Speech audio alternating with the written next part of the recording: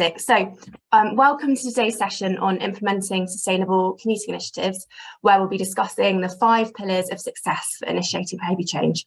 My name's Charlotte Albert and I'm a Senior Account Manager here at Mobility Ways, and I will be hosting today's session.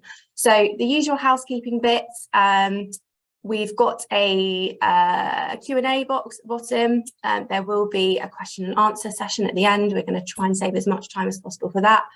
So as we go through, please put your questions in there, and if you want to have a chat with fellow participants or any thoughts, please put those in the chat box, and we'll be monitoring those throughout.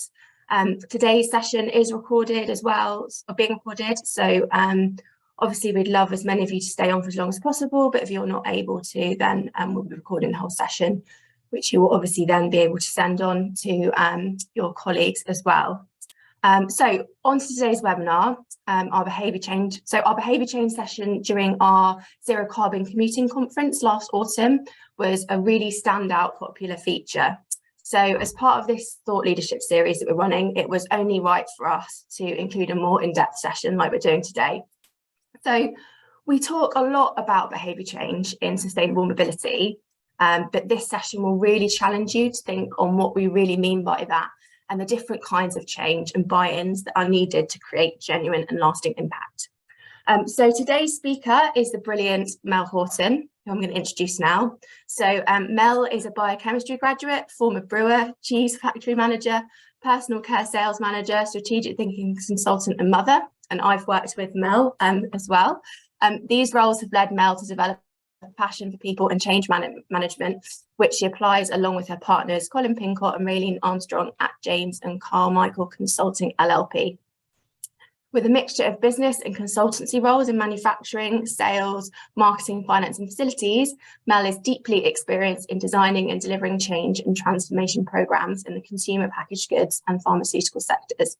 Her specialisms are designing and deploying high engagement change and communication plans across diverse cultural and geographical groups, creating strong, effective governance and building engagement through inclusivity and the exploration of diverse ideas and viewpoints. So Mel is now going to be taking you through sort of the main content of the webinar. So over to you, Mel.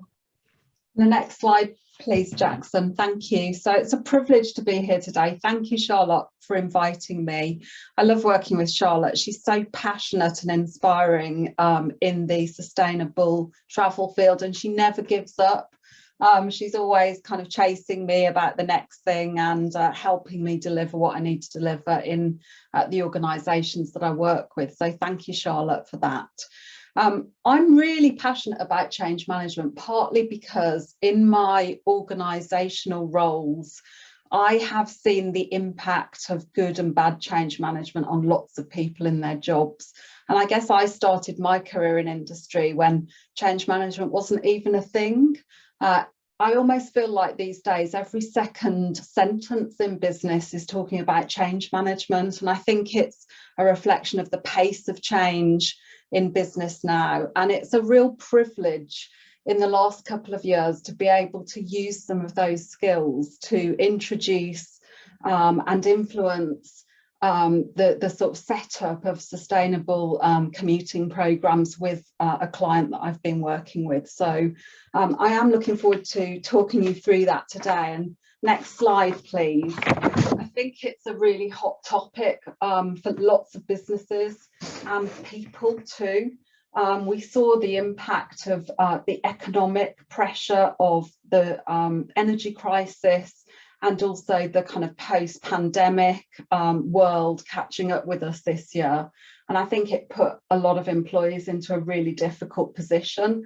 They were having to make a choice about how they get to work, how often they go to work, whether it's right to work at work or to carry on working hybrid. So I think it's a really hot topic for employees. And there are lots of reasons really why businesses need to get behind sustainable commuting initiatives to support both their employees and actually themselves as a business. So, you know, we've got that climate change and climate action pressure all the time in the news, people really thinking about personally what they can do, as well as looking to businesses to lead and drive change right across their offer whether it's the products that they make or how they employ and support their employees, right into, you know, the sort of zero carbon commitments and looking at all the scopes and the emissions to try and take some action on that.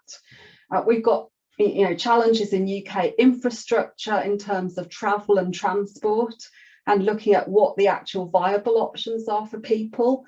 And I think that's why we still have the huge number of single car driver commutes. And Charlotte will tell me the number because she's much more on it than me, but I think we're still up in the, you know, high 80s, 90% in lots of businesses, with people still driving on their own in a car to work. And, you know, that has to change, but we can't fix some of the infrastructure challenges that are out there. The radial routes from London, you know, getting across country is really tricky if you're going to try and use public transport. So car sharing is a great solution for that. There's increasing accountability on businesses, I think, and that's because lots of customers now are looking at the zero carbon credentials of businesses and holding them accountable, and even using it in their procurement strategy to say, you know, if you want to do business with us, you've got to publish your commitments to zero carbon, and you've got to start measuring how you're performing. And of course, the scope 3 commuting emissions are one of the areas where you can, you know, have quite a lot of influence in improving the score that you have in that measure. We've already talked about the home office working conundrum, you know, employees trying to find the right balance so that they can do their roles and support the business, but also, you know, make the economics of that work. And, you know, businesses are taking different approaches. Some are, you know, happy for people to work more hybrid, others want people back in the office more often. And wherever your business is landing, you know, thinking about helping people to get there is really important. I think one of the things that struck me about sustainable travel is the power of it to help us do something individually to affect climate change. And, you know, for a long time, I think people looked to others, businesses, government, to make the difference in being more carbon friendly. And I think what we're really finding now is it's those personal choices that we make about what we buy, how we travel, how we live, that will have the impact. And if we all have to change. So, you know, this choice that people have and trying to help people make the right choices is very powerful. And I think businesses have a role in supporting that. Employees can go so far to adopt sustainable travel options, but if businesses put in place infrastructure and support to help make that happen, then there's much more likelihood that people can actually engage and be successful in that. So that's why I think this topic's super important today.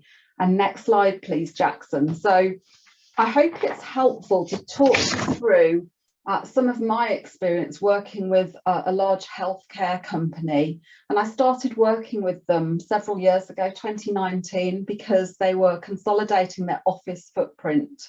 They were going to close one office and then move all employees to the other 2 offices. And these sites were within about a 20-mile radius. So not, you know, big changes in terms of people's work locations, but actually quite big impacts on the commute, because they're in the vicinity of the home counties around London. And as I've talked about earlier, trying to get round London, unless you take the M25, is almost impossible by public transport. It's really difficult. In fact, some of our people were looking at having to go into and out of London to go around by about 15 miles around the outside. So it's really complicated to try and get there on public transport. They obviously didn't want to lose people in this move, so talent retention was a priority. And they had planning conditions as well, because part of the move was building some new car parking at both of the sites. And therefore the local council asked to see a green travel plan. And that was one of, you know, the fundamental pillars of, you know, being able to get some budget against it and being able to push things forward. So there's always a why. And when you want to try and push change forward, you've got to really connect with the why for that business and the why for the employees as well. So, you know, what is it in your world that is suggesting you need to implement some sustainable travel? You know, is it talent acquisition and trying to attract people into the business?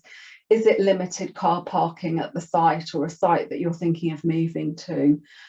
Is it that you want to really drive through on some of that carbon zero result and try and give people better options for getting to the office without using a car? There's always something, and trying to connect with that why gives you your purpose really for the change. So I hope today's talk will be helpful. I'm really thinking about very big corporations, which often have complex decision-making structures. But as I talk through, I think even those of you who are in smaller organisations will find learnings around you know, finding out what people's needs are, working with potential suppliers on what the options are and what you can offer to people, and also the whole kind of launching piece. So I hope everyone will be able to take something useful out of this talk today.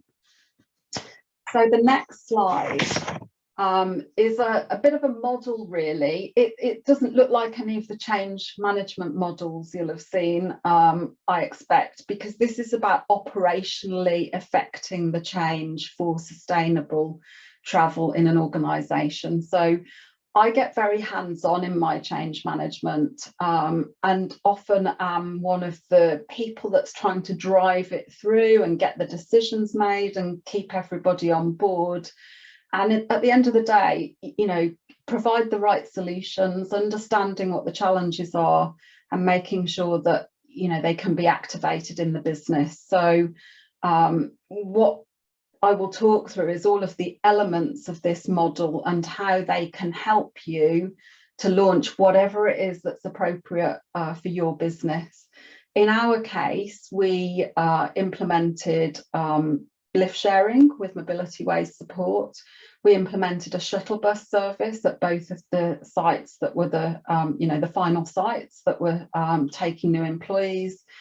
We implemented some EV charging and EV charging points there, a cycle to work scheme, although neither of our sites are particularly cycle accessible, but, you know, that is part of the mix for us.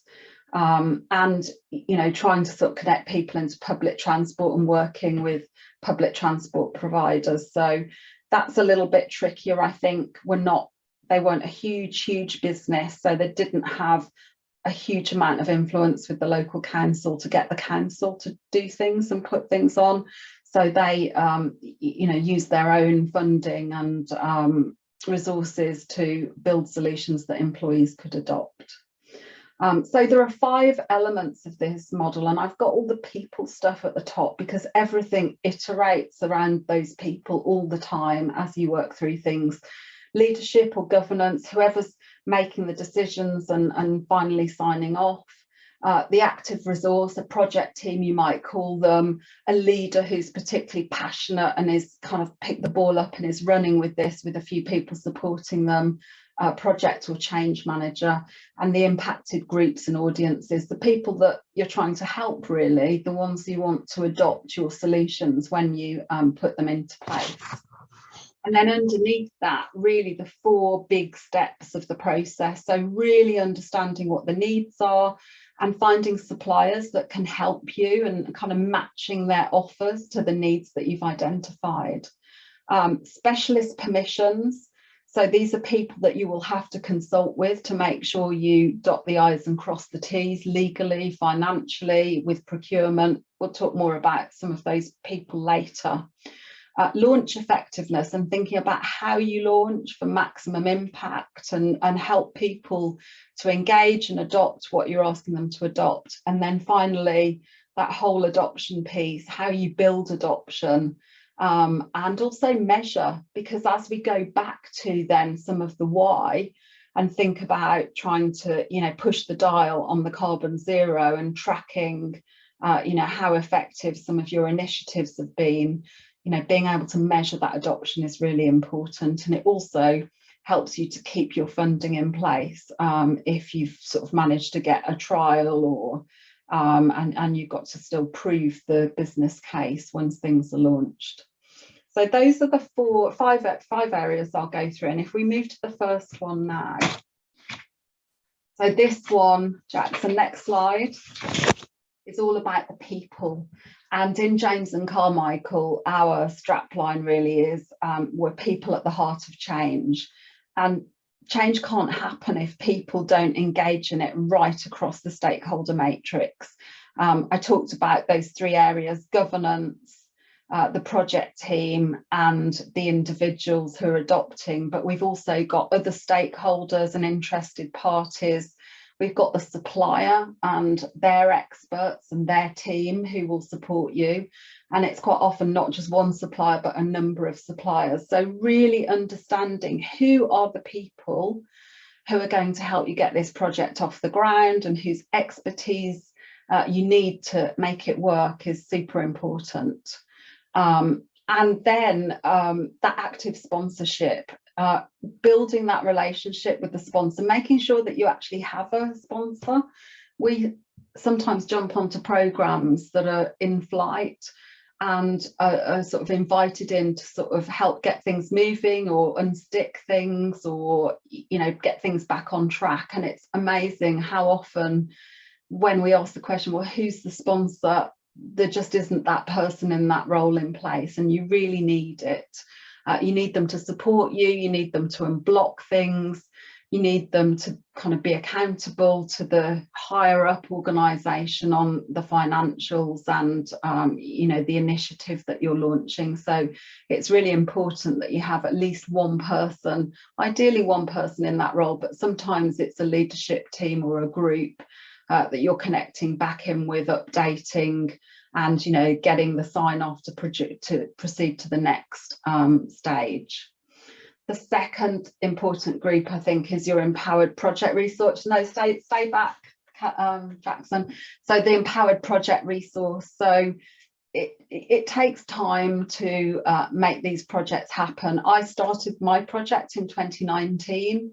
We did have a pandemic in the middle, but I'm actually still actively supporting sustainable commuting initiatives in this client. And I'm also supported by a fantastic intern who also picks up some admin and connecting with the user group to make sure that people are kept informed about what's happening. So they're really important. And when I was at Colgate, we had a saying that it's focus, it's always focus to get things done in business. And if you don't put the focus and the resource behind it, then your sustainable travel initiative won't be traveling anywhere very quickly. So you need to really think about what you're trying to achieve, how much resource it's going to take, and then put the right people into the role to drive it forward. And those two parties have regular alignment on direction and decisions. But really the third element is the audience. And, you know, the reality is people don't adopt things that don't work for them. You can have the best scheme in the world, but if it doesn't consider critical elements like, you know, making sure you've got the right station and you're linking into the right train times for your shuttle bus, or that you can reassure people that your lift share scheme has a fallback, and therefore if something falls through, they've got a ride home if they need it. Those things are really important to consider so that people can adopt your solution. So that active engagement right from the start, understanding the needs, testing the solutions, getting feedback from focus groups is important to make sure that the solution you actually deliver is the one that the majority of people can adopt. And all this really means that you've got lots of iteration going on. And for those people in small companies, I know that probably sounds like an awful lot of complexity and work, but in a large business, it's the reality. You know, things can change over time. And, you know, it's that relationship between the project team and governance to keep reviewing, signing off, getting permission, and then moving things forward. So really important that people are at the heart of the change that you initiate.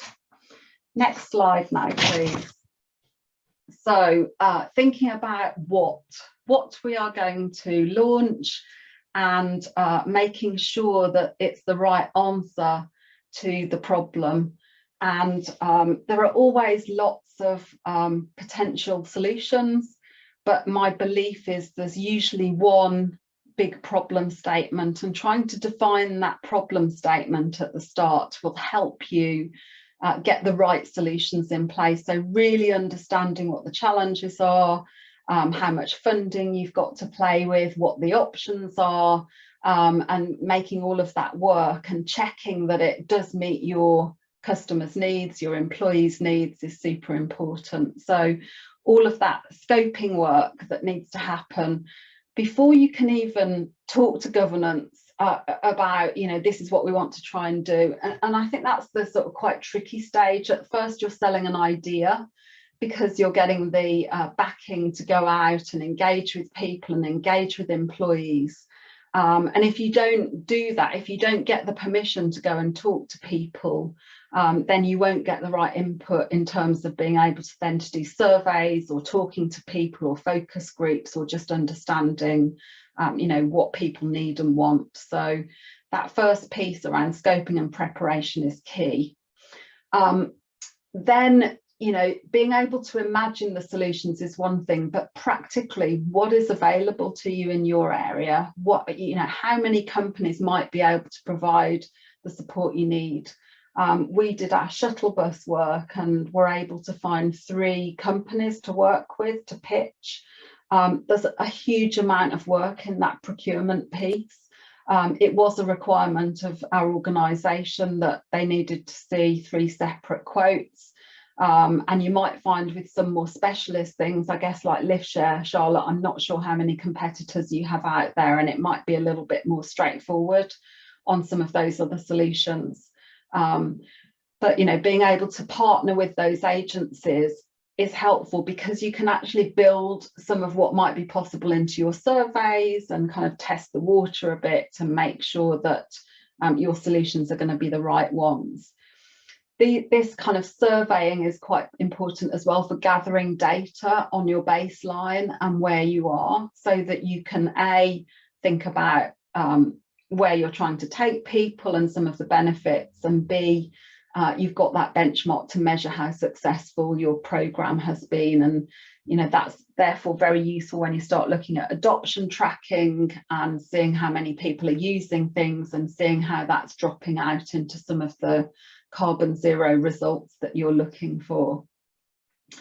And of course, inherently in all of that, you've got the challenge of expectation management, because as soon as you go to employees and say, we're thinking about launching a shuttle bus service, in the minds of those employees, you've already got one, and it needs to stop at their particular station at a particular time of the day. And, you know, you'll constantly be bombarded after that moment with requests for updates on when the shuttle bus service is actually starting. So, you know, it's a bit of a balancing act, telling people that you're, you know, you're investigating and you're looking at what's possible, and making sure that people know that, you know, they've got input, and then later on you'll be able to bring a proposal back, and you know, they'll be able to look at how that works for them. And again, in governance as well, that whole expectation management is really important. And whilst you can't contract with potential providers initially, again, talking to them to get their input all the way through the process is really, really important. So that's, I think, covers that whole, you know, trying to make sure that our solution is meeting the needs, and that what we're going to try and deliver is practical and realistic, and therefore we can, you know, build a plan around it. We're pretty confident we can deliver it, and we can now move to the next stage and the next slide, Jackson, which is the specialist permissions. And you've probably heard this phrase in business: ask for forgiveness, not permission, when you need to get something done. However, in this area, I suggest you definitely do not adopt that approach, because the people that you need to engage with to check your solution, to make sure it follows any policies or rules or legislation that the company needs to comply with, is really, really important. And in my experience, this is quite a long phase. It can take a while. Some of these experts are often quite busy. They might be working on projects right across the business landscape, and your sustainable travel initiative, whilst it's the most important thing in the world to you, might be the 20th thing on their to-do list that week. So really being respectful of their time, building a relationship with them so you can work with them and get their expertise and input is really important. So the legal people will be interested in the contracts that you're going to sign for these services that you might be procuring. They'll also be interested in any privacy or legal considerations like insurance, car sharing, and the insurance implications of that, and potentially also things like agreements internally and policies that you have and things like that. So really important to get the legal people involved. HR, of course, very wanting to understand the situation for employees, employee safety, again policies around expensing rides home, and ID, what ID you have to show to use some of these transport solutions. So HR really important. IT might get involved if you're having a platform. They want to know whether it's integrated with your IT or separate to it.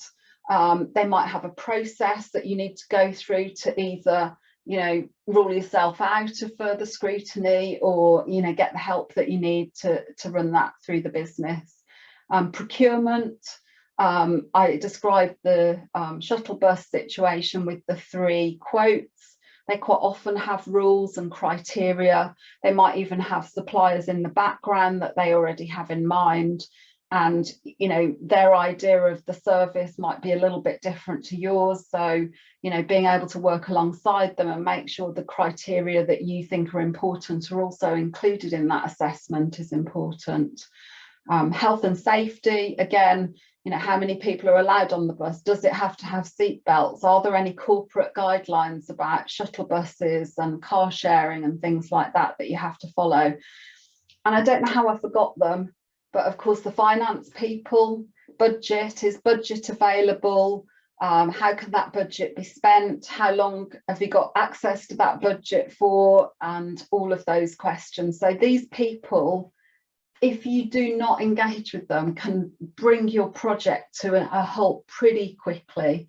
So it's really important to get them on board early, work with them, and try and get all of the parameters that are important to them out on the table so you can work through them and get your sign off.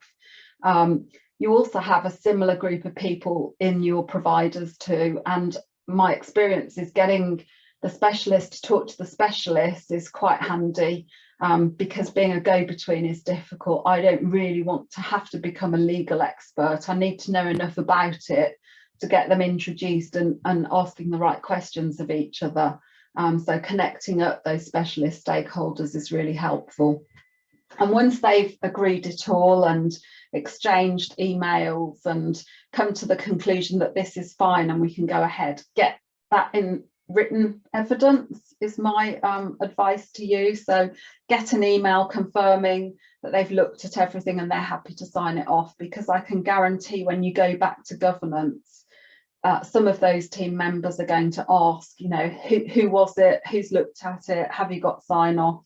So it's really useful to have that in your back pocket.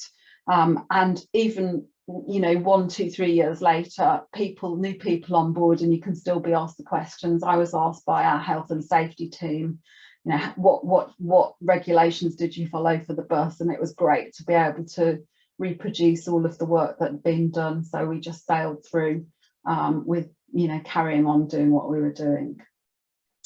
So you might have to unblock issues when you come into this area, you might have to modify your plan a little bit, depending on what feedback these groups give you. But ultimately, once you've worked through this phase, you can go back to governance and ask for some approval for your launch, knowing that everyone has checked it, signed it off, and is happy with what you're proposing. So next slide, please.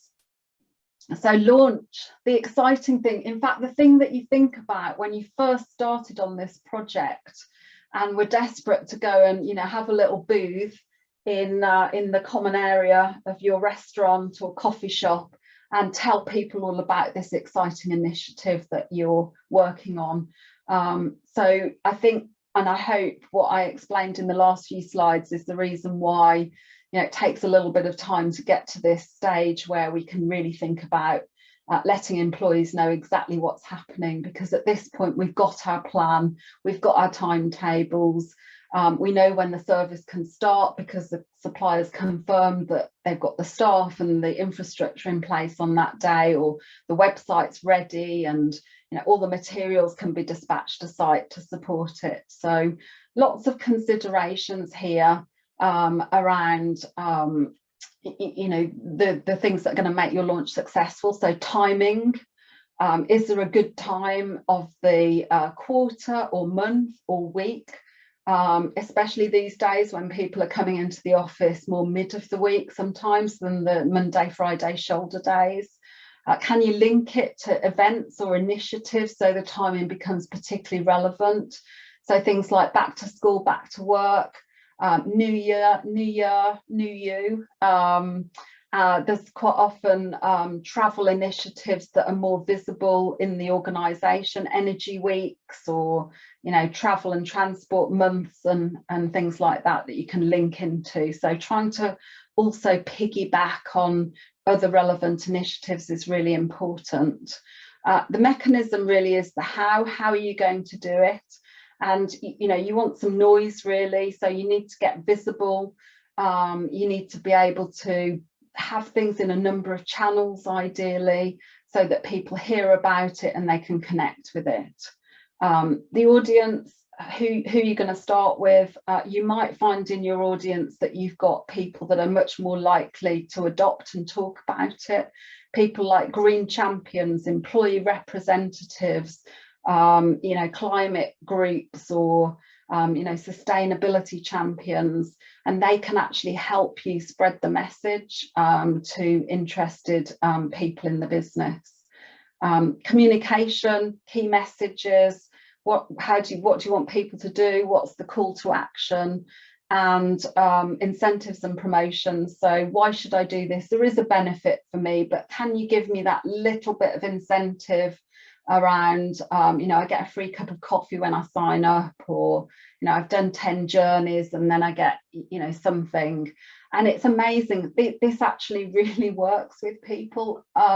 People do love free stuff, and particularly immediate consumption free stuff like food and drink. So we often use those vouchers, and we find that if people don't get them when they click into the measure, they're emailing us to say, I've just done 10, you know, can I have my, you know, free drinks voucher or whatever. So you'll have things that are relevant for your organisation that people really value. We also have special spaces for our lift sharers and things like that, that kind of help people sort of think, yeah, that's worth it. I'll take that next step. And materials and resources to support, of course. And then ideally in your launch, you know, some sponsor visibility, leaders advocating for this, leaders even, you know, signing up and publicly declaring that they've used your shuttle service or your lift share scheme. That can be really powerful, as is the stories of, you know, individual users that are using it. So I'm just watching the time. Next slide, please. I think I've got a couple of slides to go. So adoption and change. So, you know, this is what people really think about in change management. How do we get people to adopt things?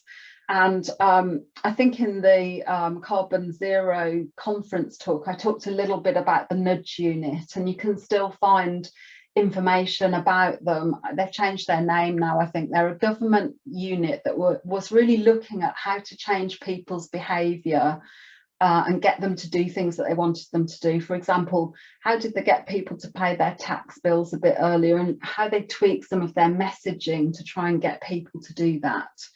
Now, I don't know how compliant you are at you know, sending your tax return in on time, but what Nudge would say is we need to make things easy, attractive, social and timely. So easy is, you know, make it easy for people to engage. So lots of things you can do there. Give people the links, FAQs, making sure that questions can be answered, show up in person, have pop-ups, let people come to ask their questions, have follow-ups where if people have got problems, they can come and see you and you can quite quickly sort them out. So making it easy for people to engage. Making it social, you know, it's part of being part of the group. You know, you really want people to sort of feel like they're part of that movement, and, you know, connecting people. People are more likely to do things when, you know, they're with other people that are doing the same things. Timely, so give people deadlines, dates, make sure they know when things are happening. And attractive, so we talked about some of the incentives before that really help, and this is where success stories also start to come in. People, the early adopters will probably come in first, and then you've got you know, people that sort of tend to move when they hear about other people doing things, and you've probably got a small group of people that this just doesn't work for them and they'll never engage. They'll always be driving their car to and from on the same journey every day. But when you think about adoption, it's quite helpful to break it down into the steps. So consideration, you know, getting people to think about it in the first place. And sometimes in our surveys, we use the mechanic where you ask the question, you know, would you consider car sharing? And, you know, the answers might have normally been yes, maybe and no. We like to ask the question, yes, maybe, but I need more information, and, you know, please send me some more information about it. And, you know, we try to sort of not have the no option if possible, because what we're trying to do is get people to really consider whether this could work for them. And then you've got inquiry, sign up, activation, trial and adoption. And what you want to try and do is think about what are the behaviour steps in each of those, and how do you make it easy for people to take the next step. And I love now, Charlotte, that on the Mobility Ways app, we've got the badges, and, you know, first journey, 10 journeys, and it all trickles down into how much carbon you're saving. And I think that's really motivational. There's a whole thing around gamification of things that's kind of filtering out now out of the gaming world and into other aspects of our sort of life and social media and things. And they are quite powerful, and they can help when used in the right way. Thinking about adoption and ongoing support, having that coordinator role, which my colleague does, connecting with people, keeping them up to date about the services changing, being a point of contact if there are problems. And we quite often get feedback about, you know, could you change the bus time slightly? I'm always missing it by a few minutes, or you know, those kinds of questions. So they really help you with solution optimization. And remember what I said a little bit earlier, you know, people won't always adopt unless it works for them. So this solution optimization can go quite a long way to getting even more people into your sustainable travel initiative. And then finally, the adoption measurement that we talked about before, and looking at how you link it through into measuring your carbon impact of the initiative.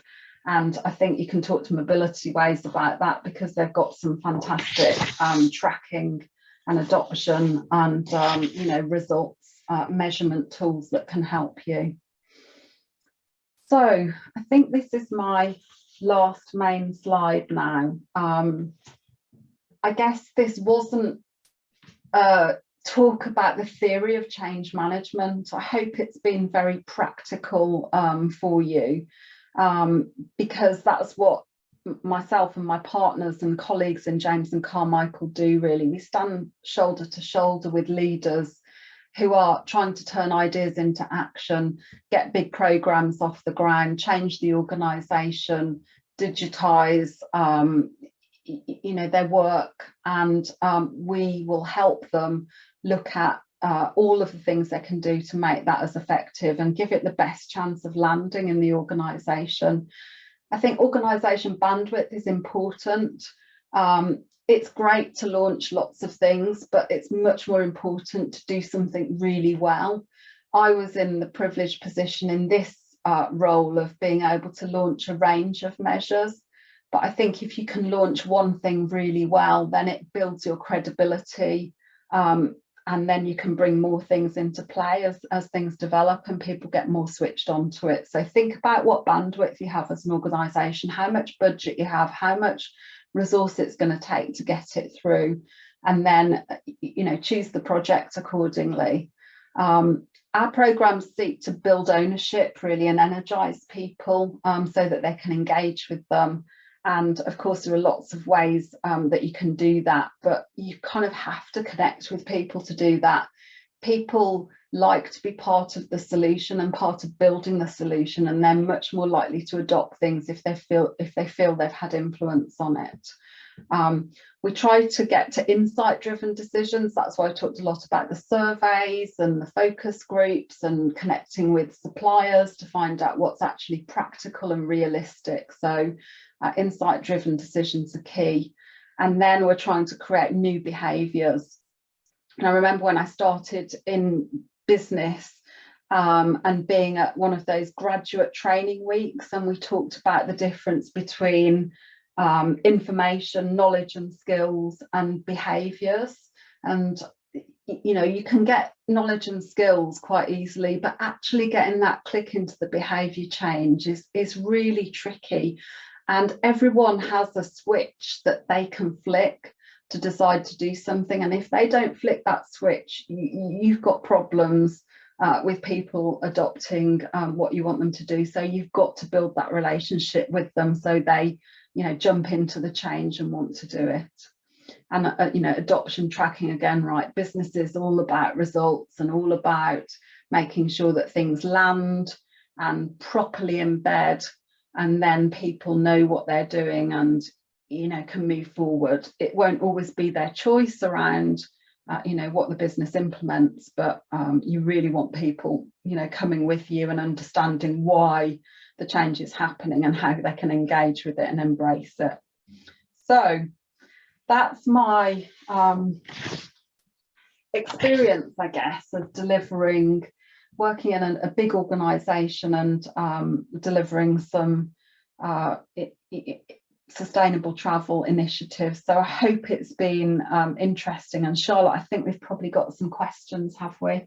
Yeah, that's brilliant. Thank you so much, Mel. I definitely, even though I work with organisations every day on, sustainable commuting initiatives, I think as a supplier, obviously, even understanding all of that would be really useful, because I see things getting blocked and, things progressing slowly or people not adopting things, which is really frustrating for everyone involved. So I've made lots of notes myself so that when I come across these things, I can help my clients. So got a few questions then, Mel.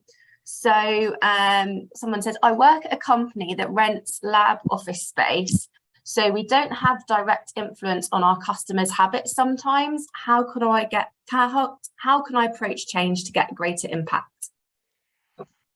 So it kind of depends what sort of change you're trying to make, really. And I think you've got to find common ground with people. There's always a what's in it for me in change, and you've got to find the what's in it for everyone if you're going to try and engage people in making it happen. I mean, if it's a sustainability initiative question, then quite often employee groups can be quite powerful. You'll always find people that are putting their hand up because they really care about the environment, and they always bring their sort of reusable cup in every day, and so those groups can be quite powerful. But equally, it kind of depends on the change initiative that you're trying to promote, but you've got to find what's the burning platform, why do we need, what's the idea, but before that, what are we trying to achieve, and what's stopping us from achieving it at the moment. Then the great idea comes in about what we can do differently. And I think you've got to have those three things: your goal, your problem, and then the solution. I worked for a company for a while called Square, and they teach people about strategic thinking. And they used to say you've got to sell the problem before people buy the solution. And that would be my advice to you. What's the problem, and why is it stopping you collectively getting to the goal that you want to get to? And then you can start engaging people about what you can do about it. Okay, thanks, Mel. Yeah, we work with a lot of business parks where I think it's kind of similar challenges where they want to make change, but there's lots of different businesses to engage. So yeah, I think there's definitely, we see that as well. So this is maybe one that we can answer together, Mel, but I guess from your perspective as a non-supplier, it might be interesting to hear your answer to this. Hello, I'm working with a network of sustainability leads who are convinced of the benefits of sustainable commuting, but need help selling the why to higher decision makers in their organisations. I can find plenty of the organisational benefits of active travel, but less on organisational benefits of shifting from private car to public transport commutes. Can anyone point me at some of the relevant literature for this? So I guess in terms of the, obviously you've adopted a car sharing piece at the organisation you've been working on for a number of years. What were some of the, I guess, what were the reasons that organisation wanted to adopt that? Because obviously that's a clear shift from sort of driving alone, isn't it? As well as the buses that you were talking about. Yeah, I mean, I guess in our case, public transport wasn't really a great option.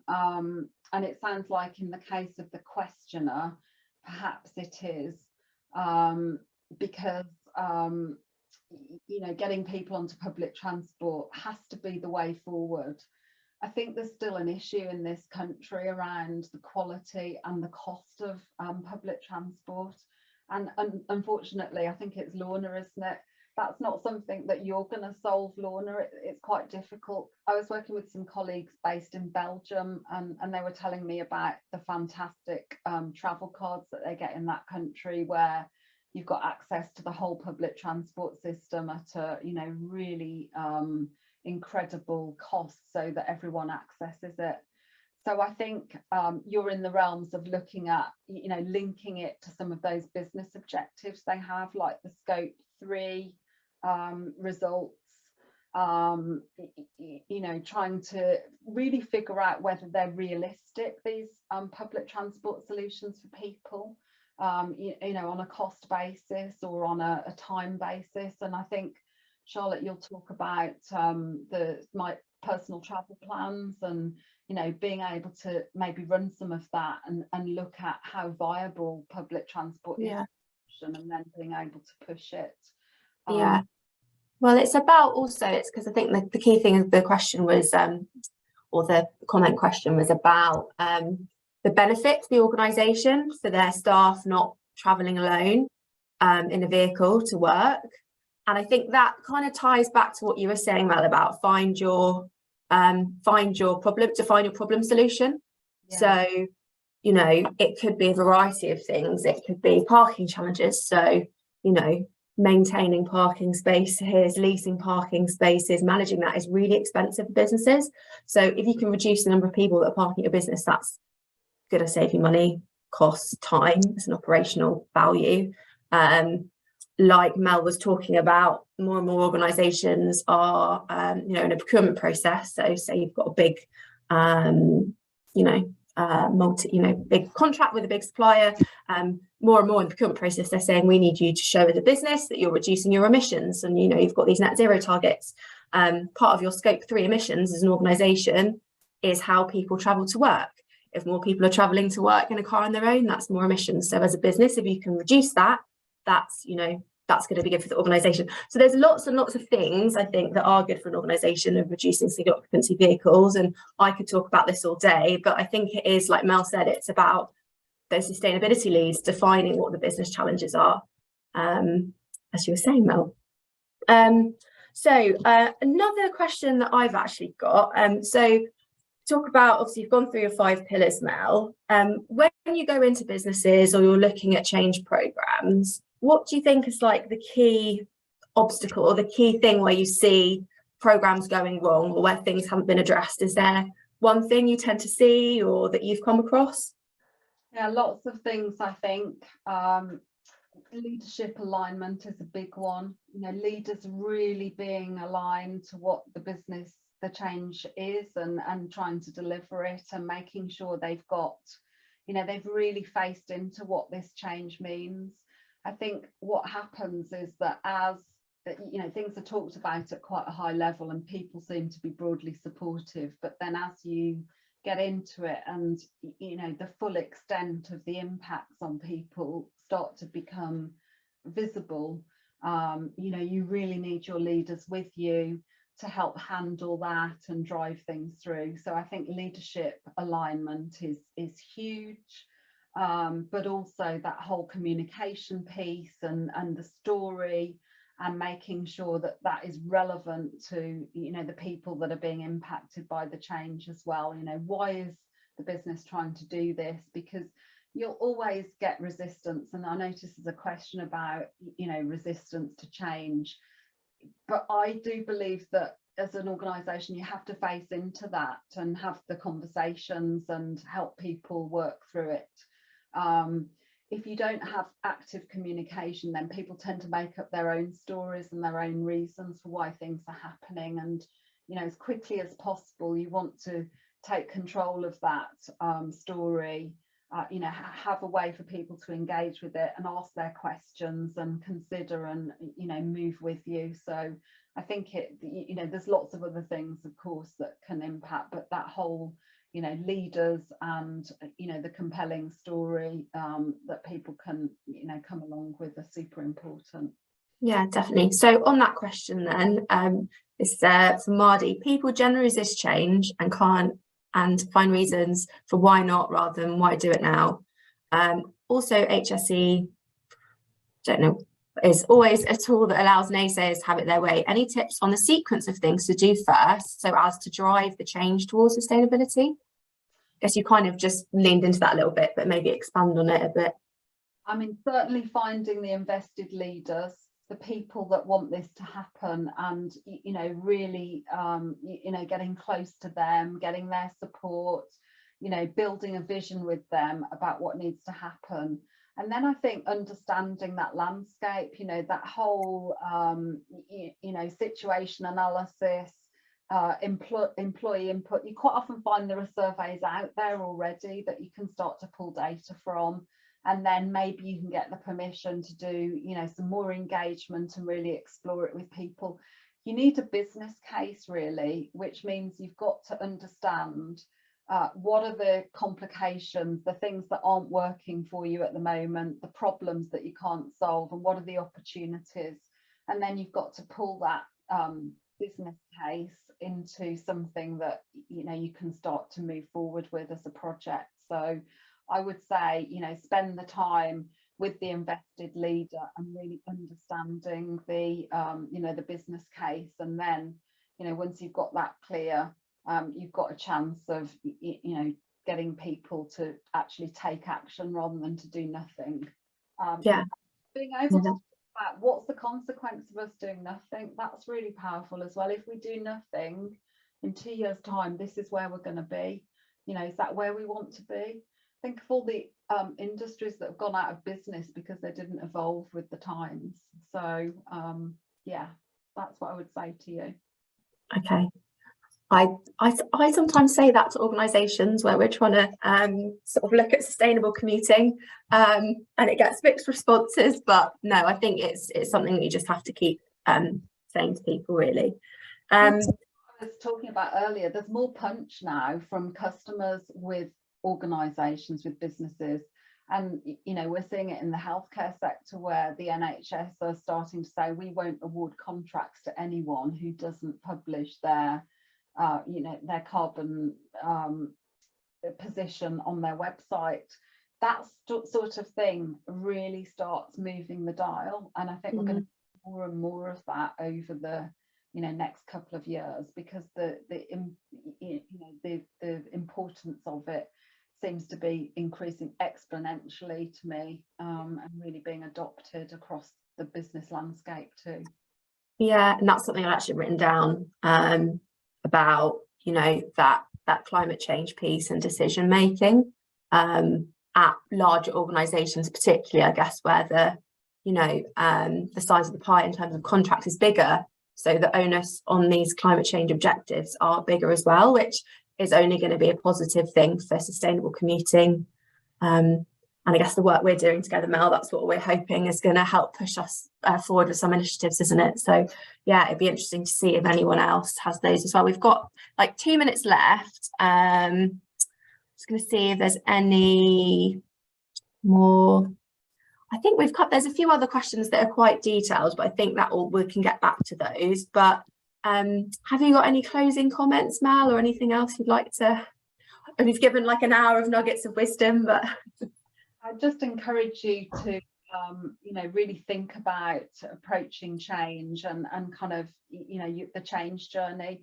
Stay close to those invested leaders, really understand the business case and get the story, and take people with you. You know, don't be afraid to get people's input. A lot of change, where I see change failing, it's because there are people that have made decisions at quite senior levels, but you also sometimes need the input of what's really happening on the ground, because then when you implement, you know it's going to fit and you really understand the change from, you know, what's happening now to what you want to happen in the future. So that's super important too. Okay. That's great. Thank you, Mel. Thank you so much, Mel. We really appreciate you coming on stage and sharing your expertise and your knowledge and your passion as well. So just to a little plug for our next session in this series, we've got data protection matters to consider when analysing commuter data. And that's going to be on the 18th of April for 2 p.m. I think we've just put the link in the chat there to register, but if you're on this sort of mailing list, you'll be sent that as well.